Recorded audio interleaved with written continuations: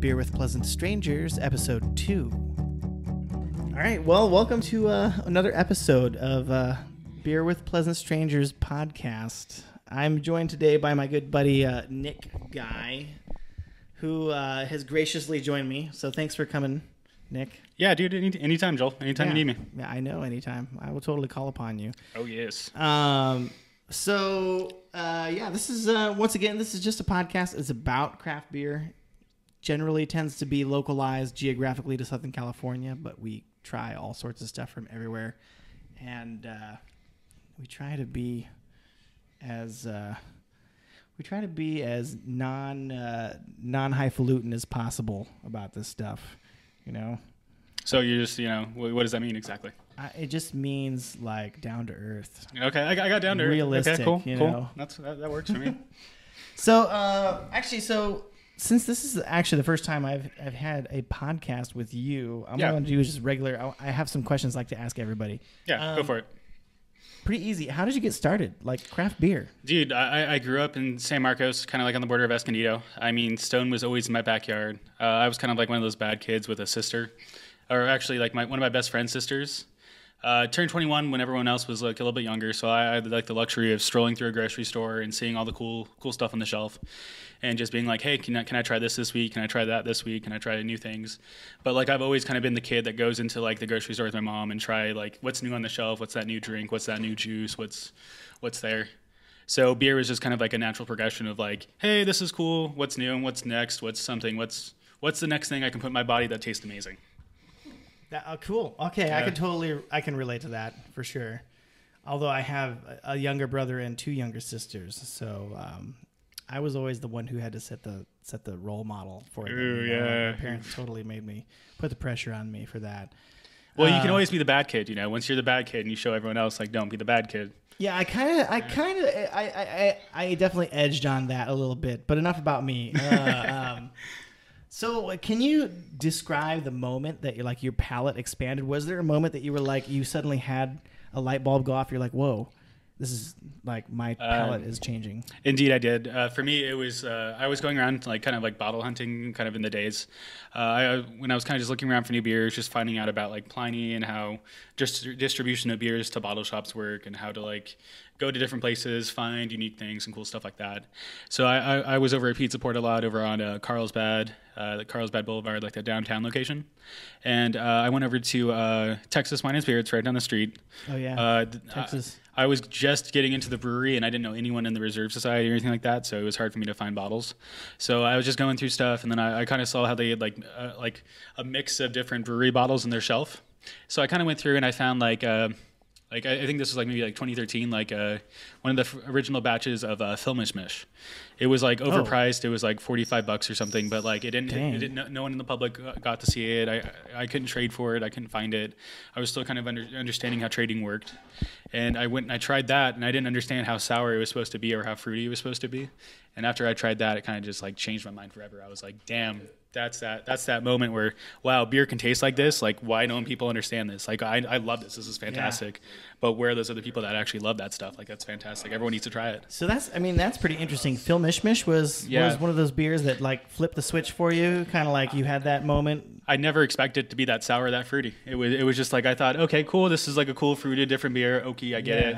And then I tried it and kind of opened my mind to sours and funkier and kind of like lambic style beers in general. So I kind of feel like in the grand scheme of beer at large, sour beers are kind of out there in terms of like where people kind of wind up as an entry point for getting into craft beer, like sour beers, and then to top it all off, like a fruited sour with like Filmishmishes with apricots, right? Yeah, apricots. Apricots. That's definitely that's a very distinct like beer to do. Yeah, that well, to you. I've always been about like big and like obtruse, kind of just big and huge flavors that are kind of aggressive and kind of just that kind of just blow you away. So it's like when you go and have a smoothie, you want to go have like a great, amazing tropical mango smoothie.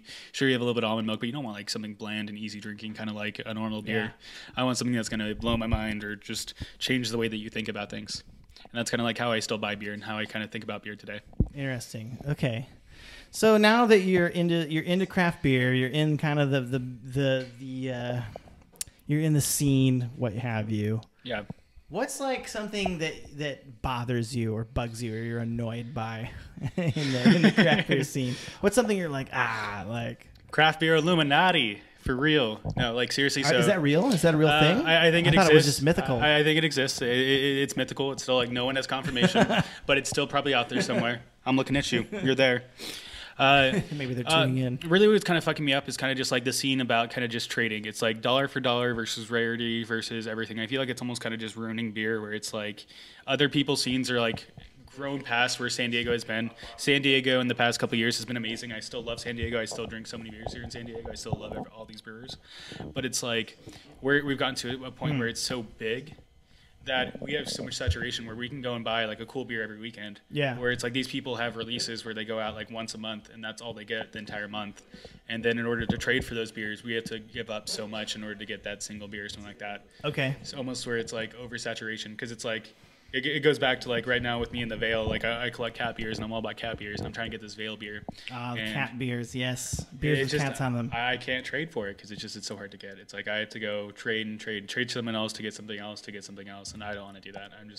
I want to just share beer with cool people and enjoy awesome beers. So is it okay? I think I heard what you're saying. So it's kind of like the hyper commoditization of some of the rarer stuff, or the quote unquote the beer that's like hard to get, hard to access, and people are kind of like walling it off, turning it into like a special access type deal where they can try and demand goodies that otherwise. You're on the right track. I feel like my main issue is it's like I don't want fear of missing out, but like when I do miss out, I just hope that beer that just really sucks. FOMO. I hope that I feel like that's the actual opposite, where it's like if you don't get the beer, this beer just sucks all the time.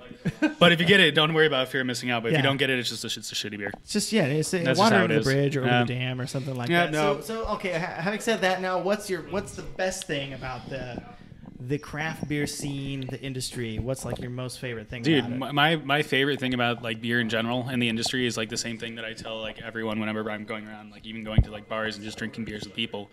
It's about the community. It's about like talking to people, trading with people, making weird connections, even if it's just through beer, or just like you meet like a random guy here or there, and then all of a sudden weird connections. Yeah. And then all of a sudden, like you meet them again, like 2 months later, or you run into him again. Like I ran into this guy Anthony like multiple times, just like going to normal places, normal releases, normal stuff that I do. And it's just you meet new people. They do cool things. You kind of expand. You collaborate. You kind of learn new things. It's really cool. It's just like it's small, it's big, but it's super small at the same time. It's really nice. There's a lot of the community is like super.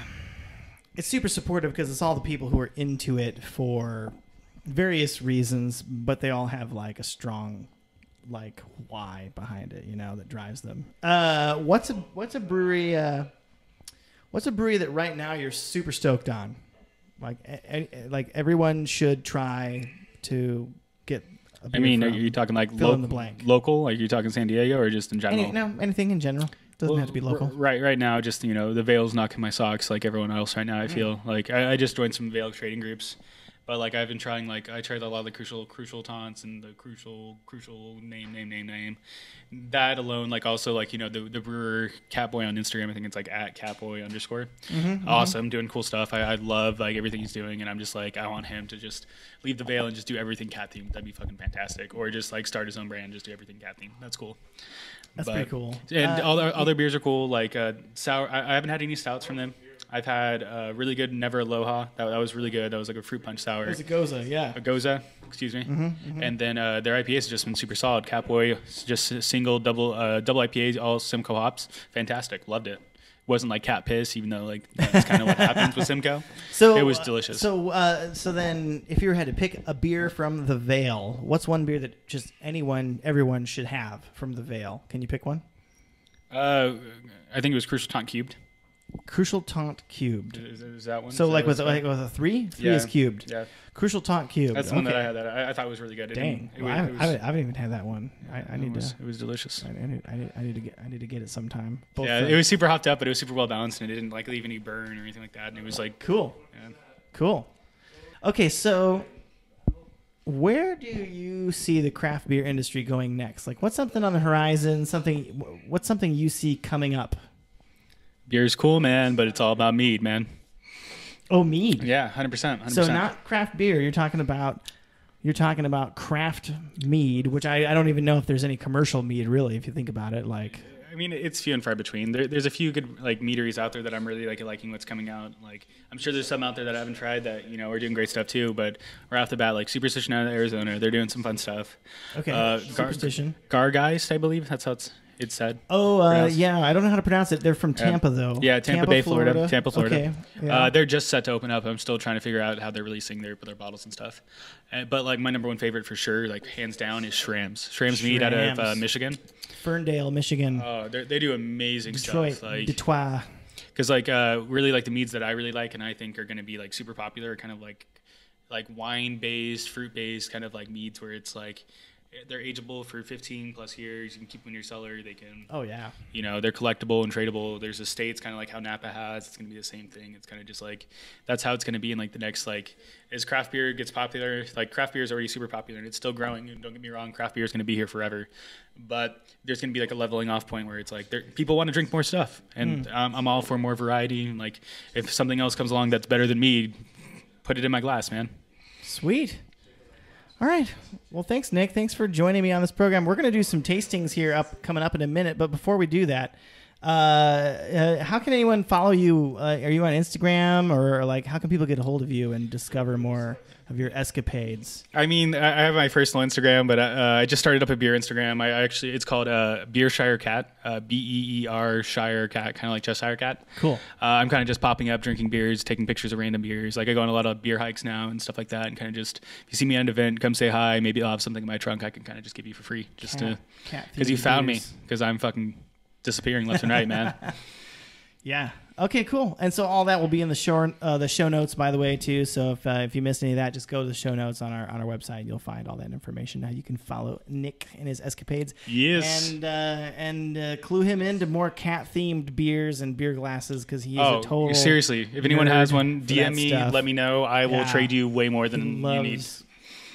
He loves cats. Oh, yeah, slide in that DM. Slide his DMs. Oh, God. All right, thanks, guys. Meow. Thanks, Nick. Thanks for being on today. We can't cheers with an empty glass. We can't cheers with an empty glass, so we'll cheers with one. Here, how about that's got something in it? So, how about a little bit of mead, man? I have some of this. So we're gonna do tasting notes on this up next. Actually, this is Superstition Meadery's Schramm's. Or not Schramm's, Superstition. No, Excuse me. I brought this. I'm messing from about. Arizona, from Prescott, Arizona. This is Berry White, the blueberry Berry White version. Yeah, from this last release. So it's blueberries. 2016 release, yeah. Yeah, blueberries, white chocolate, and Arizona wildflower honey. Really big, really bold. About I think it's like 13.5%. So it's up there. Super big fruit, big booze, big everything. So this is mead. This is mead with pleasant strangers right now, or pleasant friends rather. Not beer, and not beer, but I mean, it's pretty close. It smells like, to me, it smells a little bit like root beer. Dude, I get like straight Crayola crowns. I get straight like you're opening like a new box and you're just like waxiness, a little bit of like.